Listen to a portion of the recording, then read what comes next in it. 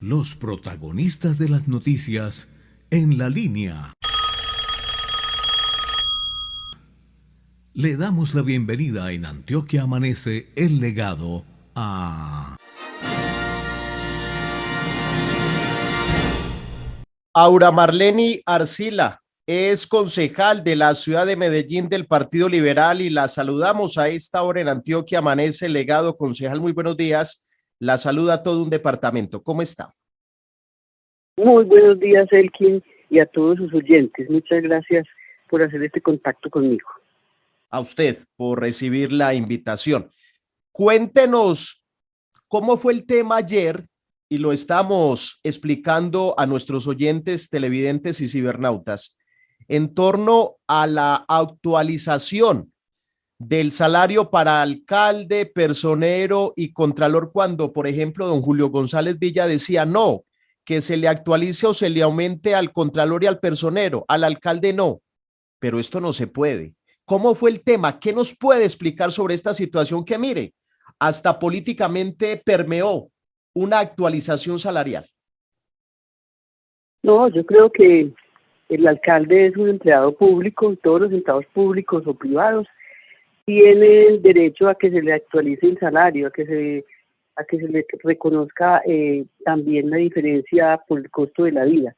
Pero además, excluirlo a él y aprobar al contralor y al personero, pues sería una violación también al derecho de igualdad. Entre otras cosas, al alcalde de Medellín se le incrementó en un porcentaje inferior a los demás empleados públicos. Pues es inclusive un error decir incremento, es actualizar, es poner a tono con el incremento del costo de la vida, que eso hay pues sentencias de la Corte Constitucional y pronunciamientos, pero además el gobierno nacional fija unos topes para ese incremento a los funcionarios públicos, a los alcaldes del país. Entonces, en mi concepto, pues estábamos actuando conforme a la ley, conforme al derecho de igualdad, y mientras sea el alcalde de Medellín, es un funcionario público. Frente a ese tema, concejal, con los buenos días de todo lo que tiene que ver pues con UNE, con todo el estudio, el análisis que ustedes vienen haciendo al interior del Consejo de Medellín, ¿qué tiene para decir y cómo será entonces su votación?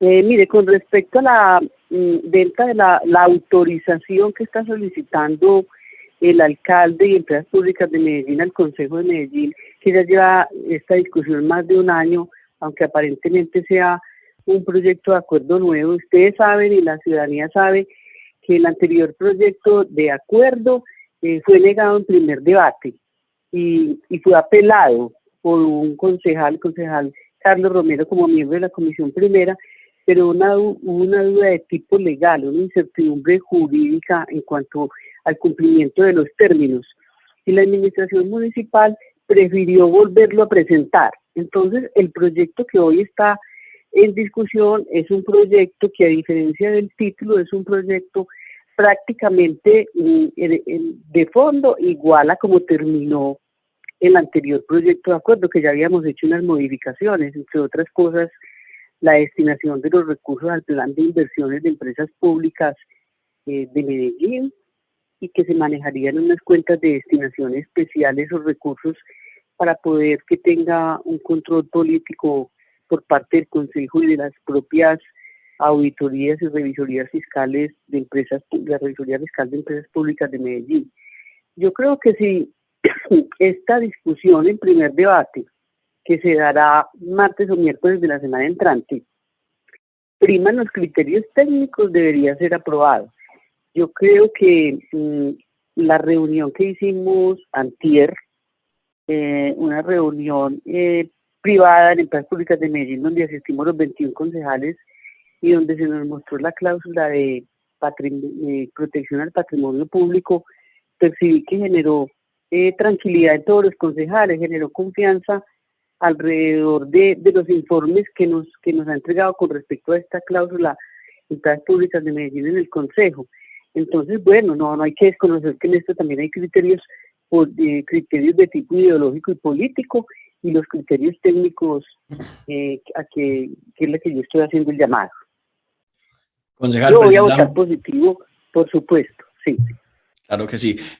Quiero preguntarle a propósito de esa reunión en Empresas Públicas de Medellín. Sé que pues fue algo privado, pero ¿por qué algo privado y por qué la ciudadanía no puede conocer ese contrato, esa cláusula de confidencialidad si son recursos públicos? Es lo que está en medio. Sí, lo que pasa es que hay firmado un acuerdo de accionistas entre Mil y con Empresas Públicas de Medellín, que eso es un instrumento legal y usual en este tipo de negociaciones, donde hay un acuerdo de confidencialidad. Ese acuerdo de confidencialidad no lo puede violar Empresas Públicas de Medellín ni Milicom. De hecho, nosotros también tuvimos que firmar el acuerdo de confidencialidad. Pero le digo que no se distancia en nada con respecto a los informes que ha entregado Empresas Públicas de Medellín. Ya. Dentro de los temas de la ciudad y dentro de lo que se vive en el consejo, usted ha sido una persona muy respetuosa siempre dentro de lo que expresa y su relación con los demás corporados. Pero le quiero preguntar, porque como usted lleva tantos años siendo concejal de la ciudad de Medellín, eso sí, no le pasan los años, con mucho respeto y cariño le digo.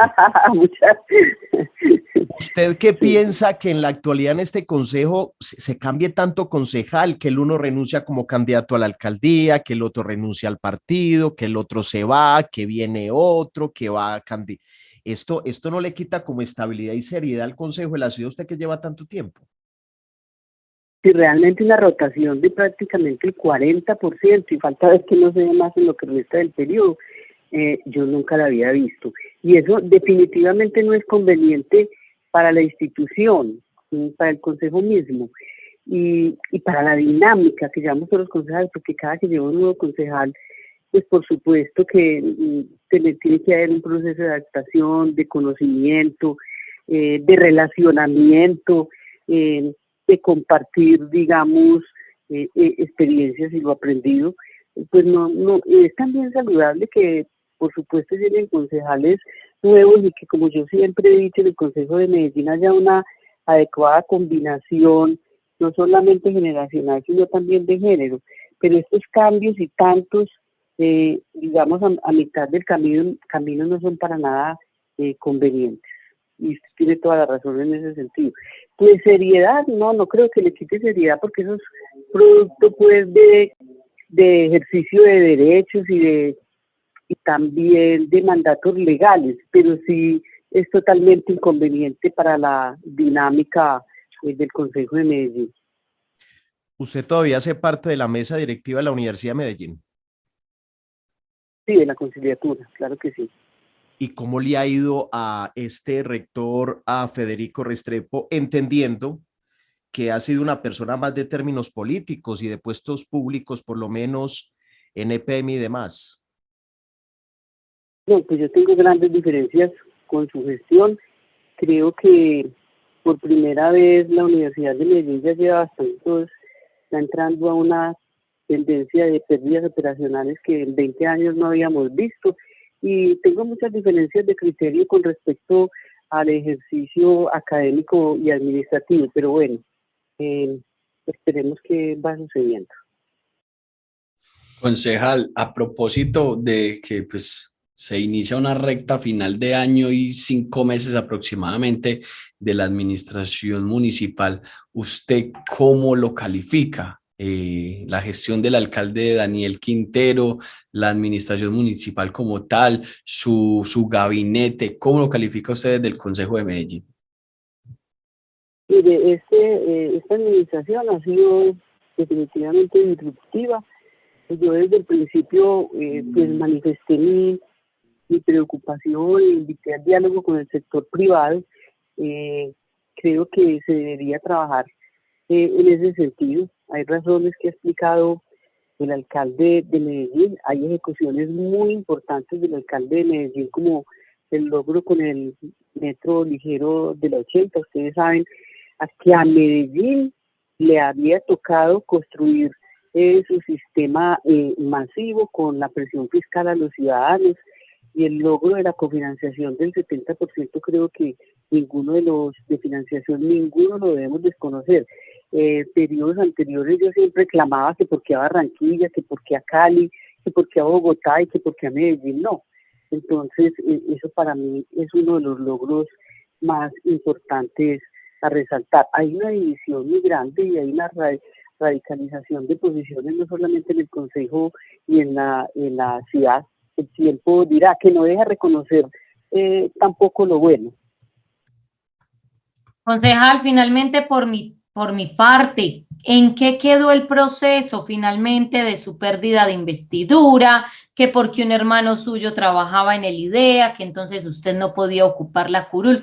En fin, proceso que ya conocemos, pero finalmente ¿salió usted beneficiada? No, hay varios procesos y demandas que ya he superado. Uno, el que afirmaban y me hicieron, digamos, mucho daño a la Universidad de Medellín cuando por redes sociales afirmaban que había habido fraude en el puesto de votación de la Universidad de Medellín.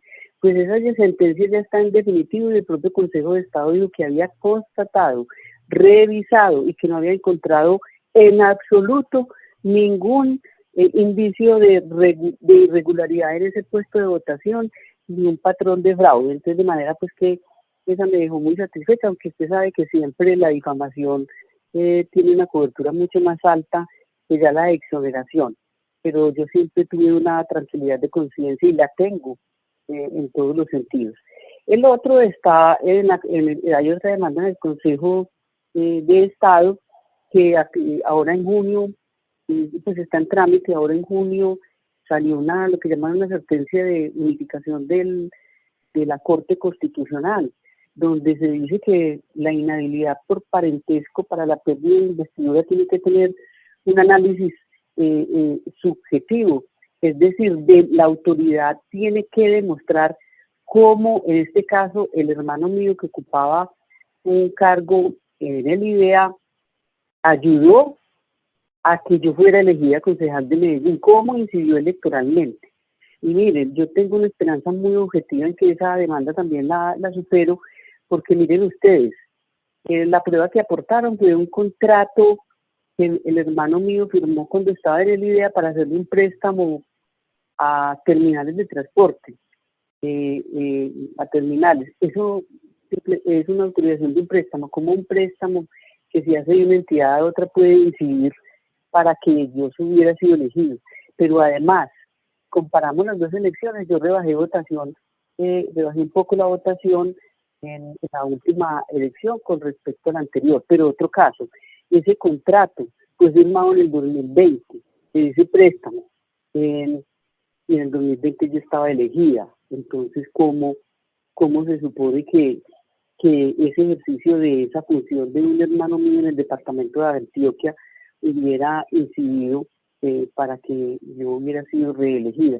Pues primero que todo, pues tengo una tranquilidad de conciencia, porque el hermano mío, pues no se le dio un contrato, no se le dio un negocio, que eso sí, pues sería reprochable, que le estuvieran entregando negocios al hermano mío. No, fue un contrato que en el ejercicio de sus funciones firmó de préstamo de IDEA a terminales.